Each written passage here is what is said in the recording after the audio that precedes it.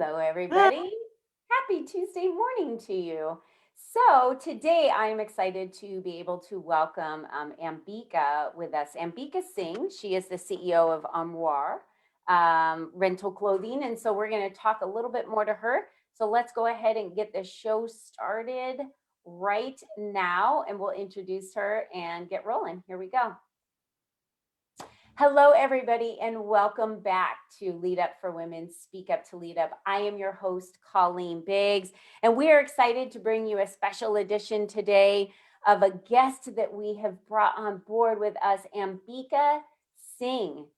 She is the CEO of Armoire, which is a leading subscription rental clothing company that's revolutionizing the way women dress. So, of course, the name of our title of our podcast today is Revolutionizing Our Future, and we're doing that today with clothes.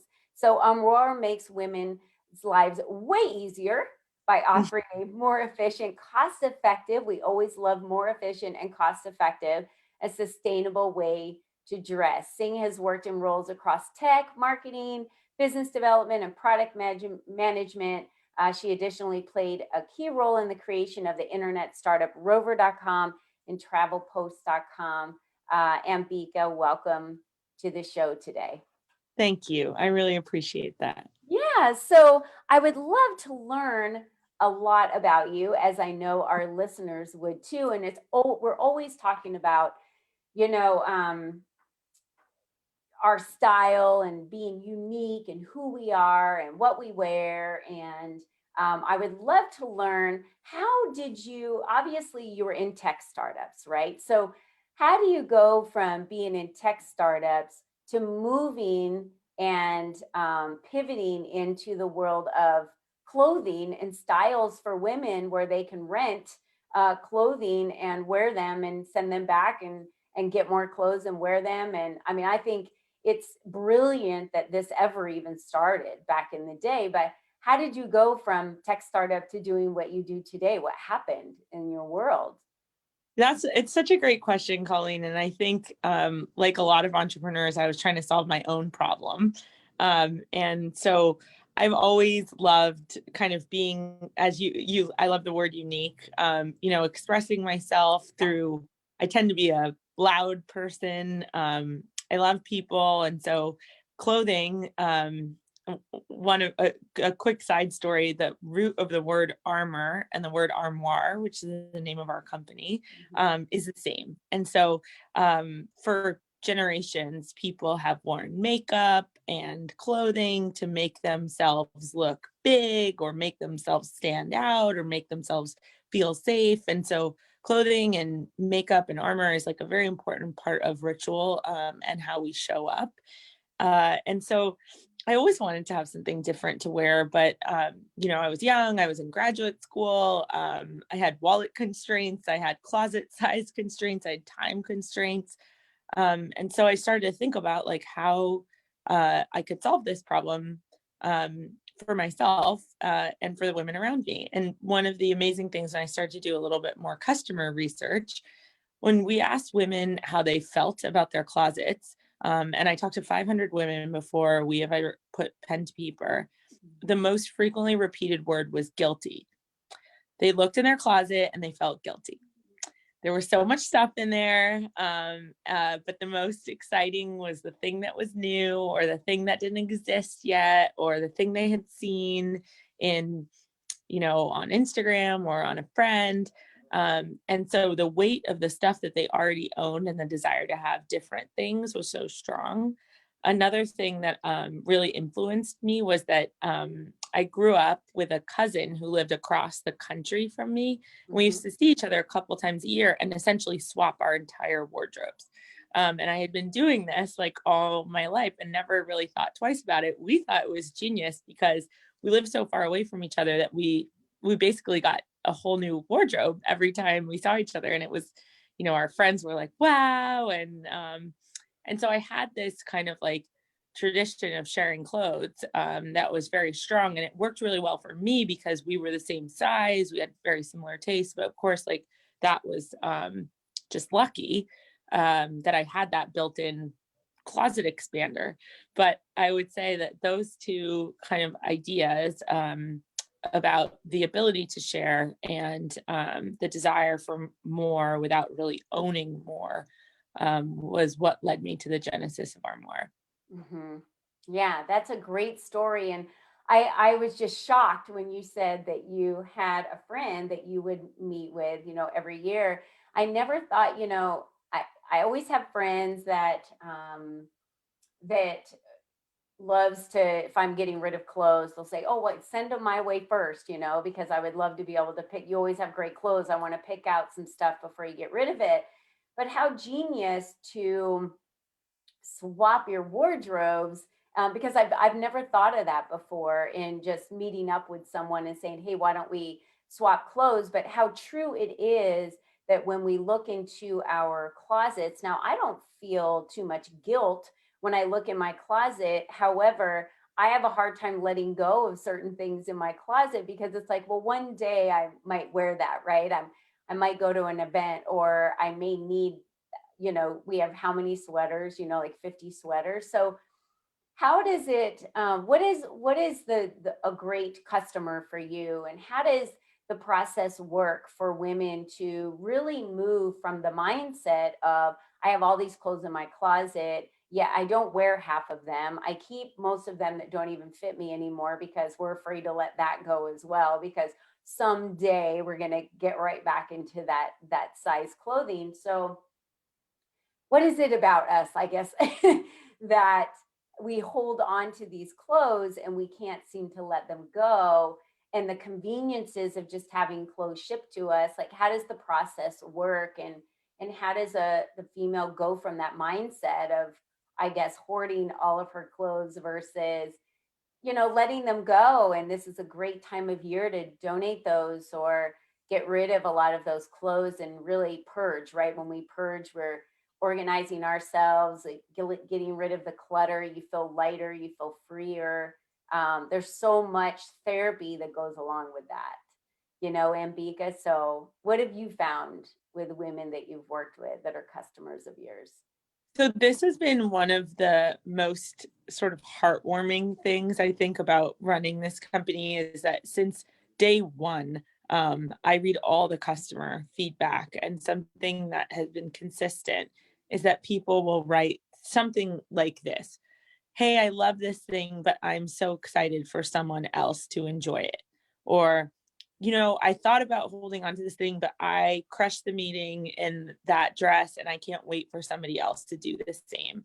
And so somehow I think, because we're a community of boss ladies, as we call them, um, there's a sense of passing it forward or passing it on that I think really quickly supersedes our need to hoard. Because I totally get what you're saying. Like I can't wait to move all of my kind of like consumer segments into a rental model, because when I give things back and I know it's going to a good home and it's not going to, the stats on clothing ending up in landfills is really terrible. Mhm. 20% of clothing never gets worn.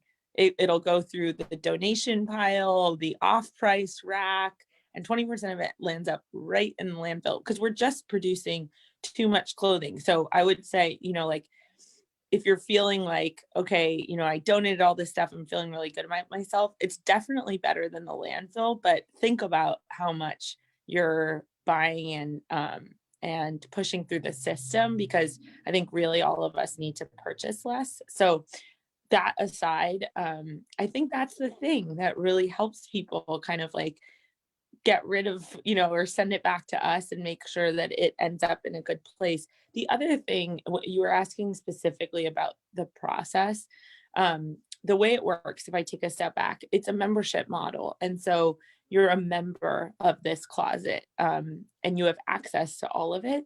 So I think that also gives people a little bit of confidence, because you can always get something back. So like, I'm actually renting this dress for the second time. I loved it, and I thought, actually, now that Armoire has dry cleaned it, so that we do all the dry cleaning and the shipping included in your membership. So when I wanted to get it back, I just looked through my virtual closet and I picked it back. And so the membership model gives people different levels of access according to how much your membership fee is. So the most unlimited access, which is 6 items at a time, and you can swap them as many times as you want. You pay $250 a month. And then if you really fall in love with something, and we'll encourage you to kind of like make sure that you've gotten over that the shiny part of the newness. If you really love something, you can buy it from us, and we sell it at really deeply discounted prices. So like one fun thing that I see happen a lot is that women will rent 4 or 5 pairs of jeans from us at once, and they might wear them for 2 weeks and like check, does it really stretch out? How annoying that is when you buy the perfect pair of jeans and then for a day and they're totally different. So they might wear them for a couple weeks and then they'll buy their favorite pair. So I'd love to see that because it takes away the buyer's remorse. It takes away kind of like the risk. So we're really not against owning things. We're just against sort of the I must have this for now. And then, like you said, you have 50 sweaters that kind of look the same, but you know, you own them all. So you got to figure out how to store them. And I just moved and it was incredible. I like relearned all the Armoire lessons for myself. I'm still unpacking boxes of clothes and I've been running this company for 4 years. It's the same like what you said.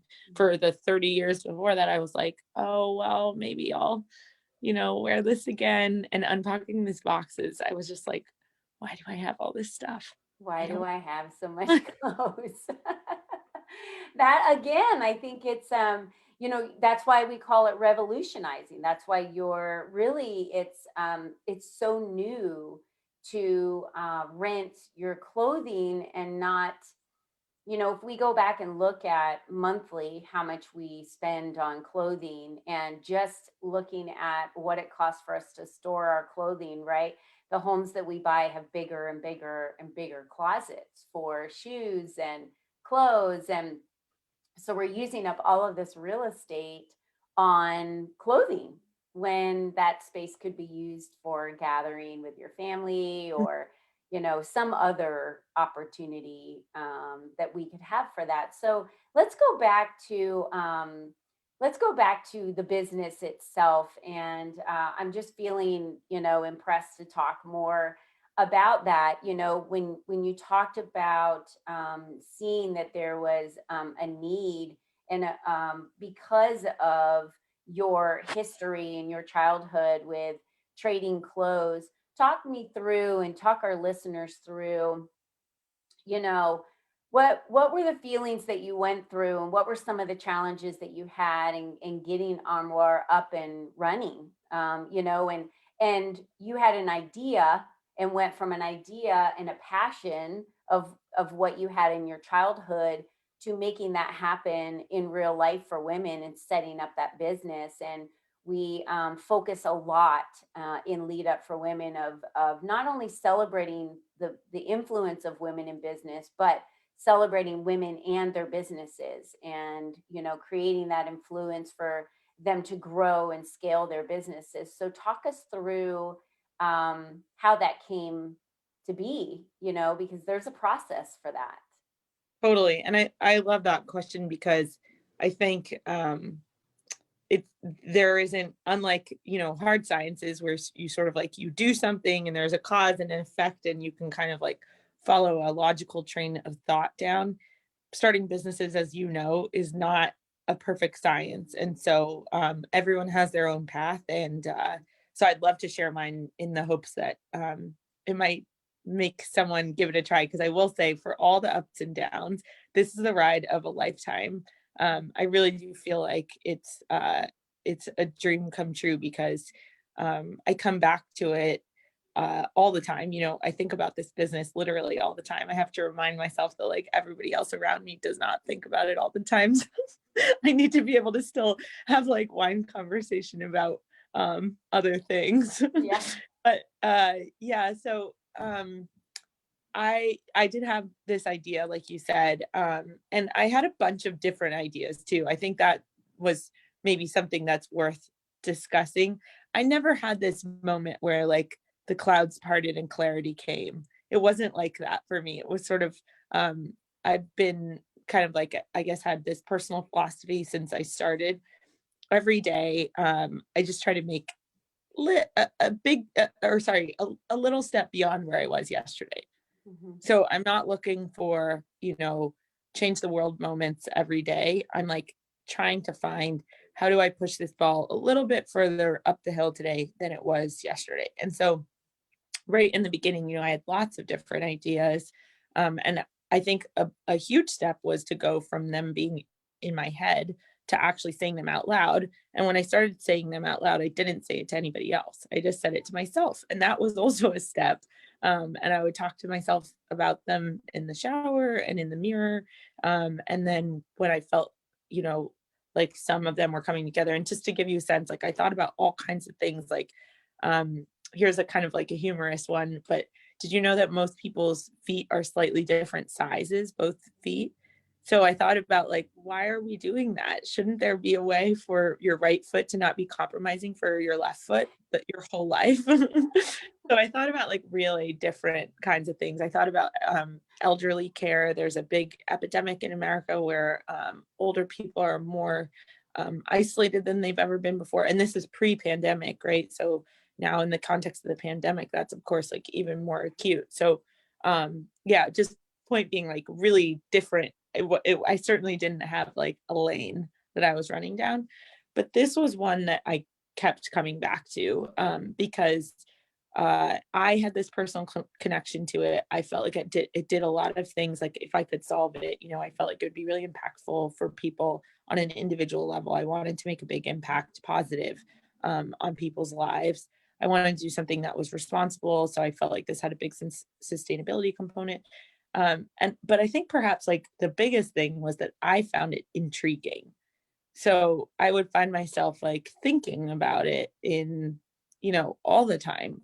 Mhm. And none of my other ideas really had that for me. And so I would say like one of the greatest joys for me personally is that it's fun for me to think about the Mhm. complexity problem of like, it's got a really complicated supply chain. There's lots of competition. Um, the clothing is it's a durable but kind of trend driven, and um essentially, it's an asset that depreciates.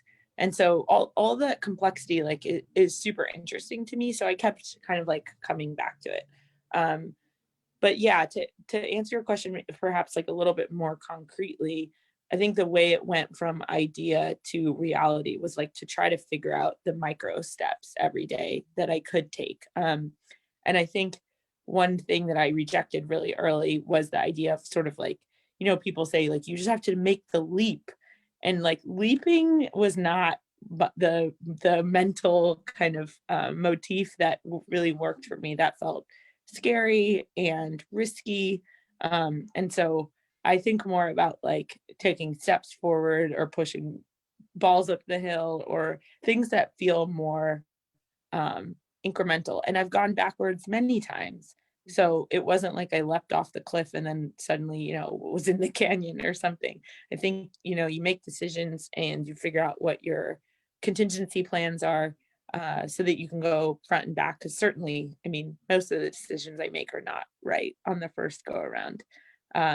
So yeah, I think that's really how it happened for me, was like try to figure out micro steps, start by lots of self-talk, find friends around you who will listen to all your crazy ideas. I did many wine nights where I would like invite friends over and tell them about my strange ideas and try to see how they reacted. Mhm. um, and keep going kind of like in that vein.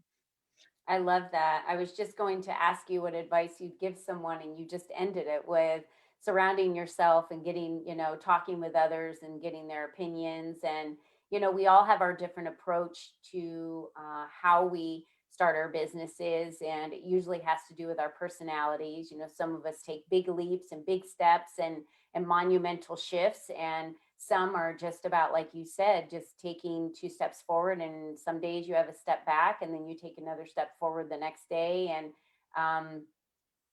just steady and easy. And just keeping the momentum moving forward, though. I think that is the most important thing, is consistency and understanding. Like you said, there's a lot of competition out there, but what you do is different, and what each one of us produce in the world is different than what somebody else does. And understanding that we have a unique style to us, and you have an armoire style to you, right? So that's what you stand for, and it could have only have been you that could have created this type of a business, because it really is embedded and embraced in your childhood and who you are and how you created this business. So that's very special. And I want to Thank- thank you for joining us today, Ambika, and giving us the just the wisdom on, how we can be boss ladies, right? How we can pass it forward. You talked about with the clothing, and